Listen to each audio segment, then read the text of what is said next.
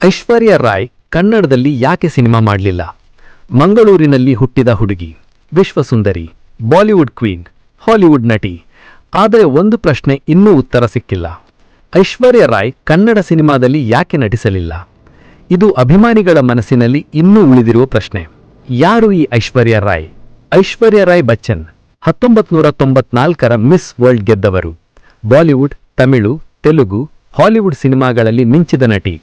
ಅವರು ಅಭಿನಯಿಸಿದ ಪ್ರಮುಖ ಚಿತ್ರಗಳು ಹುಮ್ ದಿಲ್ ದೇ ಚುಕೆ ಸನಂ, ದೇವದಾಸ್, ಜೋಧಾ ಅಕ್ಬರ್, ಜೀನ್ಸ್, ಎಂತಿರನ್ ಇನ್ನು ಮುಂತಾದವು. ಆದರೆ ಕನ್ನಡದಲ್ಲಿ ಒಂದೇ ಒಂದು ಸಿನಿಮಾ ಕೂಡ ಇಲ್ಲ. ಯಾಕೆ? ನಾವು ಅಧ್ಯಯನ ಮಾಡಿದ ಪ್ರಮುಖ 4 ಕಾರಣಗಳು ನಿಮಗೆ ತಿಳಿಸುತ್ತೇವೆ.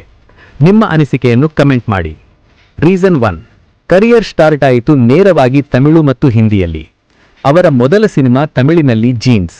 ಆ ಸಮಯದಲ್ಲಿ ತಮಿಳು ಮತ್ತು ಹಿಂದಿ ಇಂಡಸ್ಟ್ರಿಯಲ್ಲಿ ದೊಡ್ಡ ಬ್ಯಾನರ್ ಆಫರ್ಗಳು ಬಂದವು. ಕನ್ನಡಕ್ಕಿಂತ ಮೊದಲು ದೊಡ್ಡ ಮಾರುಕಟ್ಟೆ ಅವರಿಗೆ ಸಿಕ್ಕಿತು.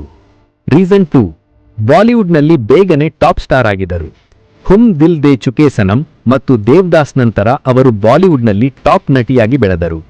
ಒಮ್ಮೆ ಹಿಂದೂಸ್ತಾನಿ ಇಂಡಸ್ಟ್ರಿಯಲ್ಲಿ ಸ್ಟಾರ್ ಆಗಿದ ಮೇಲೆ ಮತ್ತೆ ಬೇರೆ ಭಾಷೆಗೆ ಬರೋದು ಅವರಿಗೆ ಕಷ್ಟವಾಗಿತ್ತು ಅನಿಸುತ್ತದೆ ಕನ್ನಡ.